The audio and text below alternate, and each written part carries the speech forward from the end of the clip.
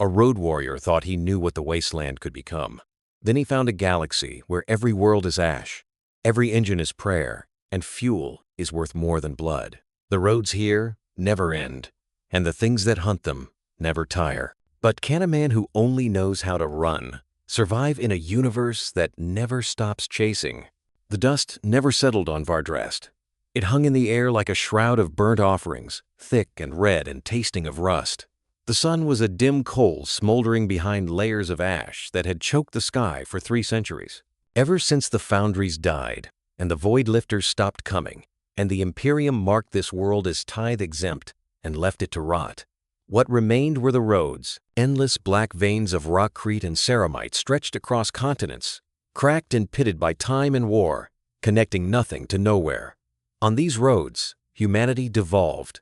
Fuel became worship, engines became gods, speed became salvation. Max Rokotansky drove alone. His vehicle was a relic of another time, another hell. The Interceptor, black paint scarred by 1,000 battles, armor plating bolted over the original chassis in layers like scar tissue. A supercharged V8 engine roared with a voice no tech priest had ever cataloged. It burned promethium refined from corpse fat and recycled industrial sludge, and it ran cleaner than any vehicle on Vardrast had a right to. The machine spirit inside it, if such a thing could be said to exist in so crude a construction, was old and feral and loyal only to survival. Max himself was a ghost wrapped in leather and road grime. His face was a mask of scars and dust, eyes hidden behind cracked goggles, hair matted with ash. He wore the remains of an enforcer's jacket from a world that no longer existed, patched with scavenged flak cloth and reinforced with strips of carapace armor taken from the dead. At his hip, a sawed-off shotgun. In the passenger seat, a jerry can of fuel and a canteen of water so filthy it could strip paint. He had no destination. He had stopped believing in destinations years ago. The wasteland stretched in all directions, a flat expanse of red dust and broken machinery. The corpses of dead hive cities jutted from the horizon like the ribs of slaughtered titans. Their spires collapsed into mountains of rubble that sheltered the desperate and the violent. Between them ran the roads, and on the roads ran the war bands, fuel gangs, road cults, bands of survivors who had forgotten the Emperor's name and replaced it with the names of their machines. They painted their vehicles in the colors of madness and drove until they ran out of fuel or blood, whichever came first. Max had learned their patterns. He knew where the ambush points were, which roads led to dead ends, which watering holes were controlled by which warlords. He moved through their territory like smoke, never staying long enough to be remembered, never slow enough to be caught. But the wasteland was changing. New predators had arrived.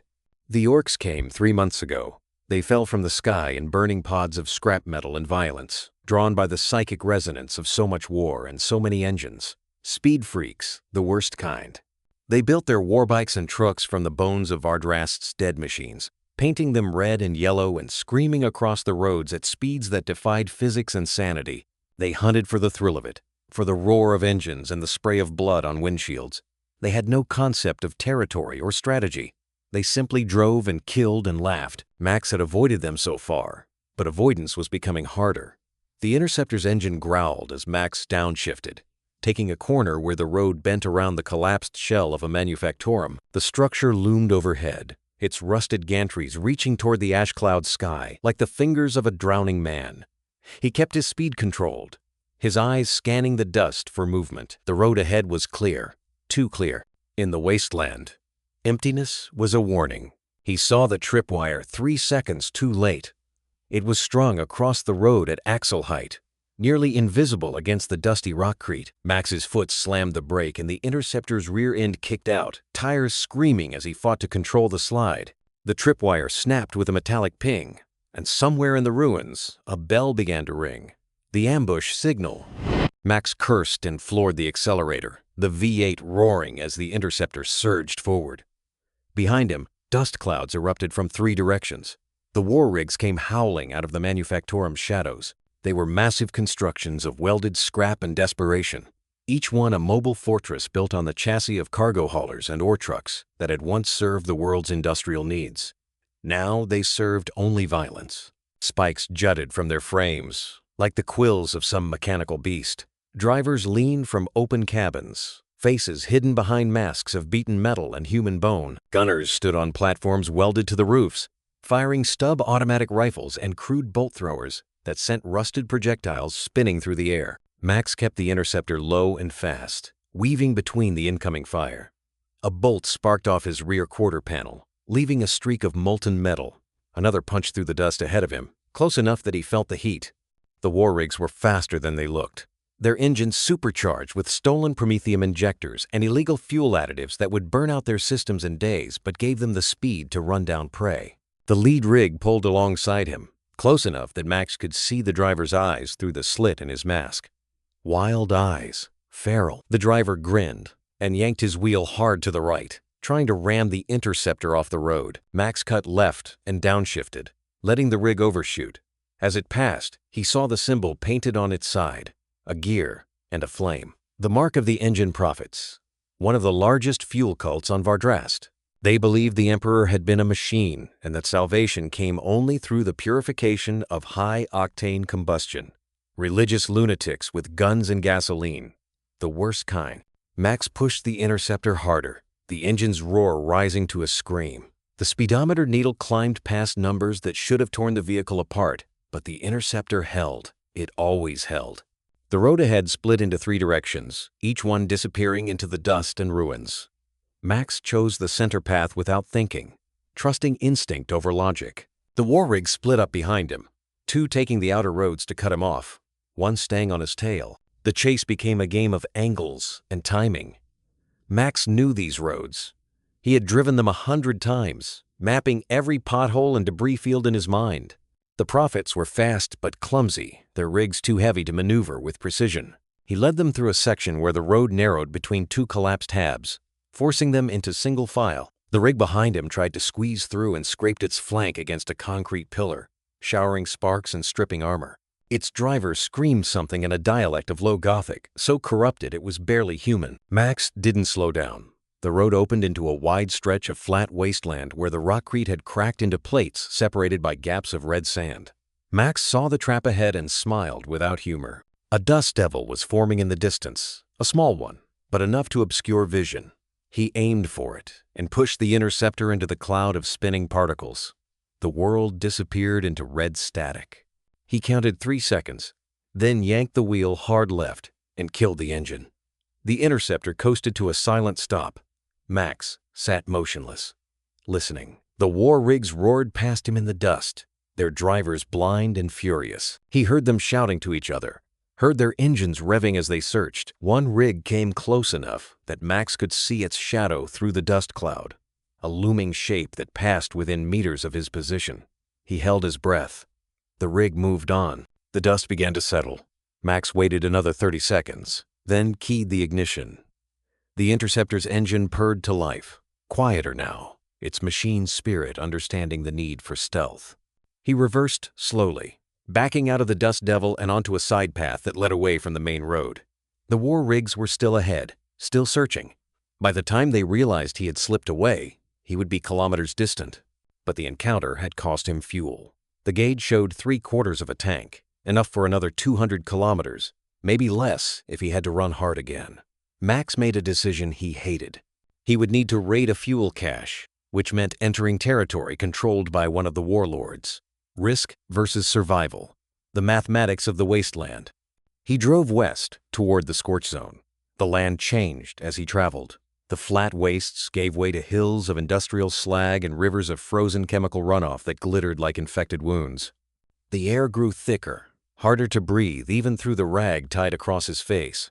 This was the heartland of Vardrast's old industrial empire, where the manufactorums had worked for centuries without cease, where the pollution had become so dense it formed geological layers. Nothing lived here except the most desperate or the most insane. Max was both. The fuel cache was a half-buried storage tank that had once served a refinery complex. The refinery itself was long dead. Its towers collapsed into tangles of corroded metal, but the underground tanks remained intact. Max had discovered it 6 months ago and had been carefully siphoning from it ever since, never taking too much, never leaving signs of his presence. He parked the interceptor behind a ridge of slag and approached on foot, shotgun in hand. The cache was compromised. He saw the signs immediately. Fresh tire tracks in the ash, the smell of burning promethium, voices. Max crouched behind a chunk of fallen masonry and observed. A group of scavengers had found the tank and were pumping fuel into a collection of rusted drums. There were 5 of them, all wearing the patchwork armor of road trash, all armed with crude stub weapons and lengths of sharpened rebar. Not prophets, not orcs, just desperate humans trying to survive another day. Max could have killed them. He had the element of surprise and the firepower. But killing was expensive. It drew attention. It created enemies, and these scavengers were not a threat unless he made them one. He watched them work, calculating. They were inefficient, spilling more fuel than they saved, arguing among themselves about how much to take. They would be gone soon, but then the ground began to shake. It started as a low vibration that Max felt in his bones before he heard it, a rhythmic pounding that grew louder with each second. The scavengers froze, their argument forgotten. One of them, a woman with a face scarred by chemical burns, looked toward the eastern horizon and began to pray. The others followed her gaze. The dust cloud appeared first, a wall of red that rose like a tsunami. Then came the noise, not the roar of engines, but something deeper, more primal, a war chant sung by dozens of throats, each word a bellow of pure aggression. And beneath it, the thunder of wheels and hooves and mechanical limbs pounding against the earth. The Orks had found them. Max saw the first warbike crest the ridge 200 meters away. It was a nightmare of rust and violence. Its frame cobbled together from 3 different vehicles and held together by nothing but Orky belief and welding. The rider was a massive greenskin, wearing a jacket of flayed leather and a helmet made from a human skull. He saw the scavengers and let out a roar of delight, gunning his engine and charging downhill. Behind him came the horde. 20 warbikes, 10 trucks, a squadron of buggies mounted with oversized guns that fired shells the size of a man's torso. They swept down the ridge like a green avalanche, engines screaming, weapons blazing. The scavengers scattered, abandoning their fuel drums and running for their lives. It was pointless. The Orks ran them down in seconds, tires crushing bodies into the ash, blades flashing in the dim sunlight. Max stayed low and motionless. He had learned long ago that Orks had poor eyesight for stationary targets. They were built to chase movement, to hunt speed. If he remained still, there was a chance they would miss him. But the interceptor was parked over the ridge, visible if any of the greenskins crested the high ground. Max cursed silently and began to crawl backward, moving slowly, keeping his silhouette below the broken masonry. One of the Orks spotted something. Not Max. The fuel cache. The greenskin, larger than the others and wearing a banner made from human scalps, hopped off his bike and approached the exposed tank. He sniffed at it, then let out a whoop of triumph. Fuel. The Orks began to gather around the cache, arguing in their guttural language about who had claim to it. Max used the distraction to retreat further, inching toward the ridge, where the interceptor waited. He almost made it. The sound of the interceptor's engine, even dormant, carried a distinct resonance. One of the Orks, a greenskin with a cybernetic eye that whirred and clicked, turned his head toward the ridge.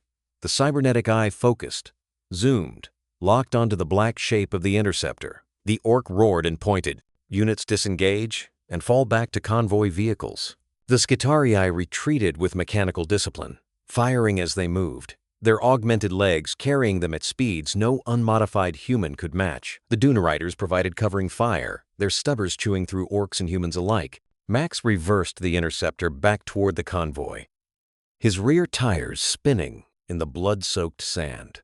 The Orks did not pursue immediately. They had captured the fuel depot and were too busy fighting over the remaining scraps to organize a chase. The fuel cults, reduced to half their original numbers, retreated in disarray. The Mechanicus convoy regrouped and accelerated away from the battlefield, leaving behind a scene of carnage and fire. Max drove in silence, his hands aching from gripping the wheel. The interceptor's engine had developed a new rattle, a metallic cough that spoke of damage deep in its systems. Yana 7 noticed it immediately. "Your vehicle's wounded," she said. Max nodded. "It'll hold together. It always does." For how long? That was the question, wasn't it? Max stared at the road ahead, at the endless wasteland that had become his prison, and said nothing. The galaxy was vast and cruel and uncaring, but as long as the interceptor's engine ran and Max had hands to grip the wheel, He would continue, not because he believed in hope or redemption or any grand purpose, but because survival, in its purest form, was the only worship he understood. The galaxy could offer nothing better, nothing more honest, and so he drove. The entrance was a rent in the hull large enough to drive a truck through. Max approached carefully, shotgun raised, eyes scanning for movement. The interior was a cathedral of rust and shadow, its corridors wide enough for servitors and machines. Emergency lumens flickered overhead, casting everything in a sickly green glow. The air smelled of ozone and old incense, the sacred scents of the Mechanicus. Max moved deeper into the wreck. He passed chambers filled with machinery he could not comprehend. Cogitators the size of buildings, their screens still displaying scrolling lines of binary. Assembly arms frozen in mid-motion, as if waiting for a command that would never come. And everywhere the symbols of the machine cult, the gear and skull, the 8-pointed star of sacred knowledge. He had seen these symbols before on other worlds, in other lifetimes. They meant danger of a different kind than orcs or warlords. They meant true believers. He found the survivors on the 3rd level. There were 11 of them, tech priests and servitors, and a single Skitarii ranger who stood guard at the entrance to a chamber that still had power. They saw Max and reacted with the cold efficiency of the Mechanicus. The ranger raised his galvanic rifle, targeting lasers, painting Max's chest with 3 red dots. The tech priests turned their augmented faces toward him, optical sensors whirring as they cataloged his existence. One of them stepped forward. Magos Relk 9 was more machine than man. His body was a framework of steel and bronze, his organic parts reduced to a brain case suspended in nutrient fluids and a few strips of flesh that served unknown functions. When he spoke, his voice was a synthetic approximation of human speech layered with vox distortion and Benheric cant. Unidentified human. State your purpose and your allegiance to the Omnissiah. Max kept his shotgun lowered but ready. Neither. I'm just passing through. Relk 9's optical array focused on Max with uncomfortable intensity. Negative. Analysis indicates prolonged survival in hostile environment. Probability of random encounter. Negligible. Conclusion. You possess information regarding functional technology in this sector. I don't know anything about your technology. Incorrect. Relk 9 gestured with one mechadendrite, and a hololithic display flickered to life between them. The image showed the interceptor rendered in perfect detail from a dozen angles. Your vehicle. Preliminary scans indicate technology inconsistent with Vardrast's documented industrial base. Engine design suggests pre-imperial origin. Material composition anomalous. Machine spirit signature unrecognized by standard Mechanicus protocols. Max felt cold dread settling in his chest. It's just a car. Insufficient explanation. Relk 9 moved closer, his servo legs clicking against the metal floor. The vehicle you operate contains fragments of archaeotech that predate this world's colonization. Such technology is holy, sacred, property of the Adeptus Mechanicus, by decree of the Treaty of Mars. You will surrender it for study and sanctification. Max's grip tightened on the shotgun. Not going to happen. The Skitarii ranger's rifle hummed, charging for a shot. Relk 9 raised one hand, and the ranger held fire. The Magos tilted his head, optical sensors adjusting. Compliance is not optional, human. However, I recognize that forceful acquisition would damage the holy machine. Therefore, I propose an alternative. Work for me. Guide my remaining forces to functional fuel sources and intact technology caches. In exchange, you retain temporary operation rights to your vehicle until my mission is complete. And then the vehicle will be sanctified, and you will be compensated with passage off. World aboard whatever transport I requisition. Refusal will result in immediate hostile action. Choose. Max looked at the rifle, pointed at his chest, at the tech priests watching with inhuman curiosity, at the shadows of the wrecked ship that offered no escape. He thought about the wasteland outside, the orcs hunting the roads, the fuel cults who would kill him for his vehicle. He thought about how many times he had run, how many worlds he had left behind, how the galaxy never let him rest. He lowered the shotgun. I'll help you find fuel. Nothing more. Relk 9's optical array brightened, a gesture that might have been satisfaction. Acceptable. We depart at dawn. You will be assigned a handler to ensure compliance. The handler was a young tech priest named Adept Yana 7. She was less augmented than Relk 9, still possessing most of her human form, though one arm had been replaced with a multi-tool mechadendrite, and her eyes glowed with a soft red luminescence. She approached Max with the cautious curiosity of someone studying a dangerous animal. "The Magos believes your vehicle is a relic of the dark age of technology," she said, her voice still human despite the Vox augmentation. "Is this true?" Max shrugged. "It's old. That's all I know." Old does not adequately describe technology that predates the Imperium. If the Magos is correct, your vehicle represents a direct link to humanity's golden age.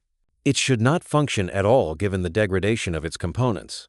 Yet preliminary scans show minimal wear despite obvious signs of prolonged combat use. The machine spirit within must be extraordinarily strong. Max said nothing. He had heard similar theories before from other tech priests on other worlds. They all saw the Interceptor as something sacred, something to be dissected and understood. They never understood that it was just a machine that refused to die, the same as him. Yana 7 studied him with her augmented eyes. "You are afraid the Magos will take it from you. I know he will, perhaps. But consider this. The Magos seeks not just your vehicle, but the pattern it represents.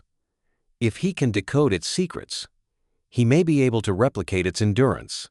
Is that not a worthy goal, to give such resilience to all of humanity's machines?" Max met her gaze. "I've heard that logic before. It always ends the same way, with me walking and someone else driving." Yana 7's expression was unreadable behind her augmentations. "Then do not let them take it. The Mechanicus respects strength and cunning. Prove you are worthy of the machine's loyalty, and even the Magos may relent." She turned and walked away, leaving Max alone in the flickering shadows of the wrecked ship. He returned to the Interceptor and checked the fuel gauge. Half a tank.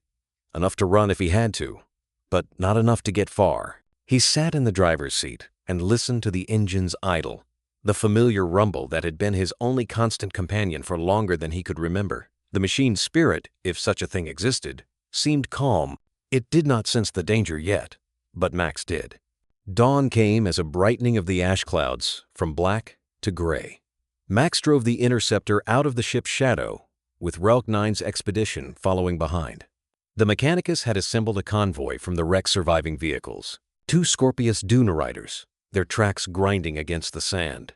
A single Archaeopter transport that hovered on anti-grav suspensors.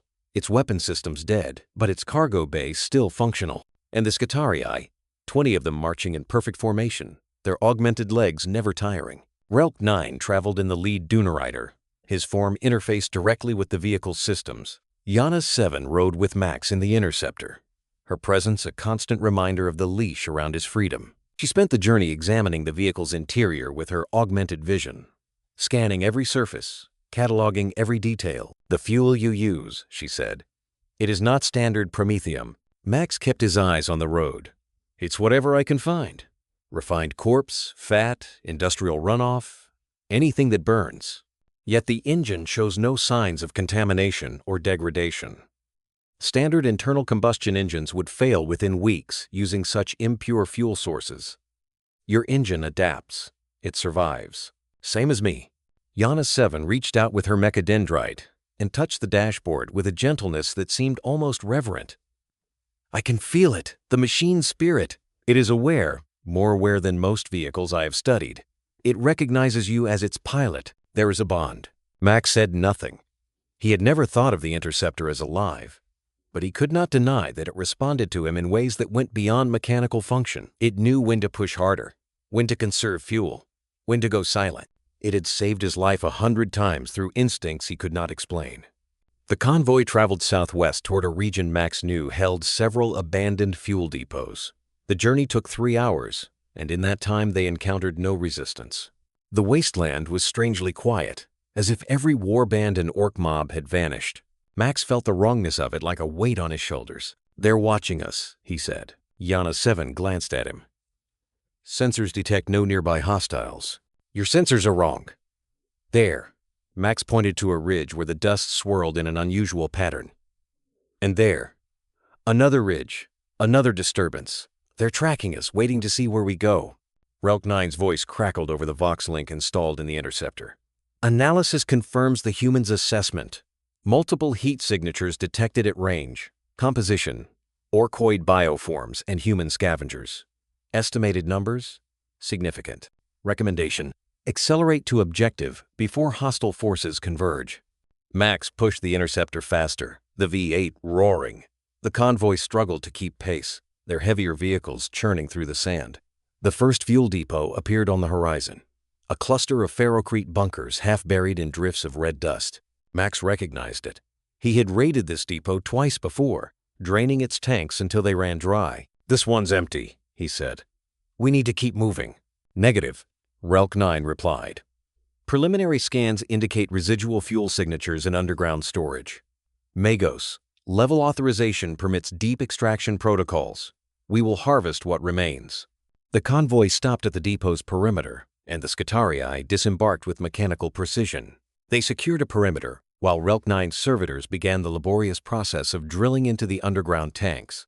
Max watched from the interceptor, his instincts screaming. The watchers on the ridges had not moved, but he could feel their attention, like physical weight. Yana 7 stood beside his window. "You are expecting an attack. They're not watching us because they're curious. They're waiting for us to expose the fuel. Then they'll hit us all at once. The Skitarii are well trained. We can defend this position." Max looked at her augmented face and saw something almost human beneath the machinery. Fear. She knew he was right, but doctrine demanded she trust in the Omnissiah's will and the Mechanicus's strength. Max had seen that faith before. It usually ended in blood. The servitors broke through to the underground tank. The reaction was immediate. War cries erupted from every ridge simultaneously. The ambush was sprung. The engine prophets came first, their war rigs charging down the slopes in a wedge formation, guns blazing. Behind them, more war bands, the Ash Reavers, the Chrome Saints, fuel cults who had put aside their mutual hatred to claim the Mechanicus's prize. And behind them all, the Orks, their vehicles painted in garish colors, their laughter audible even over the roar of engines. Relk 9's voice was ice cold over the Vox. "All units, combat protocols engaged. Skitarii, establish firing lines. Servitors, accelerate extraction. We will not yield this resource." The Skitarii formed a defensive perimeter, their galvanic rifles snapping up in perfect unison. The first volts of electricity lanced out, catching the lead war rig and frying its electrical systems. The rig careened sideways and rolled, crushing its own crew. But there were dozens more behind it. The Skitarii fired in disciplined volleys, each shot calculated for maximum effect. But the sheer weight of numbers began to tell. Max made a decision he would regret. He gunned the interceptor forward, straight into the gap between the charging war rigs. The V8's roar cut through the chaos like a blade. He saw the enemy driver's eyes widen as he accelerated past them, saw them realize too late that he was not fleeing, but flanking. He pulled alongside the nearest rig and fired his shotgun through the driver's window, the blast turning the interior into a red mist. The rig veered off course and smashed into another vehicle, creating a temporary barricade. Yeah, cleaned. Non-sensitive version. Hi Jahan Violent, yeah? Aggressive laugh soft car dia. Gaya Hain. Lekin story ka flow hour meaning maintain kia gaya high. The opposing groups paused briefly, unsettled by Max's sudden maneuver. This hesitation gave the Mechanicus forces a crucial moment. Their units redirected energy fire with calculated precision, while support vehicles reinforced the perimeter, pushing hostile forces back. Despite the confusion, the green-skinned warriors advanced with loud chants, unaffected by the disorder. Max returned to the defensive line, preparing his equipment as Yana 7 pulled him to a stop, warning him about the risks of such an approach. Max calmly pointed out that the disruption had broken enemy coordination. Indeed, rival groups had collided in the confusion, turning their attention toward one another. Heavy vehicles attempted to overpower opposing transports, leading to chaotic clashes across the field. This unexpected conflict allowed the Mechanicus to take advantage of the situation. However, the resource extraction process required more time than the battlefield allowed. Calculations quickly confirmed that only limited supplies could be secured before withdrawal became necessary. As preparations to fall back began, A large opposing leader rallied its forces, drawing attention toward the Mechanicus position. Defensive units responded steadily, holding formation as pressure increased. The line began to strain, and Max moved his vehicle forward to reinforce the gap, using speed and mass to clear a path and protect the defenders. The machine endured repeated impacts, its engine pushed to its limits but remaining operational. Yana, 7, assisted from the vehicle, carefully preventing enemies from getting too close. She remarked on her growing understanding of why the machine was held in such high regard. Max stayed silent, fully focused on navigating the shifting situation and ensuring survival as the extraction completed and new orders came through.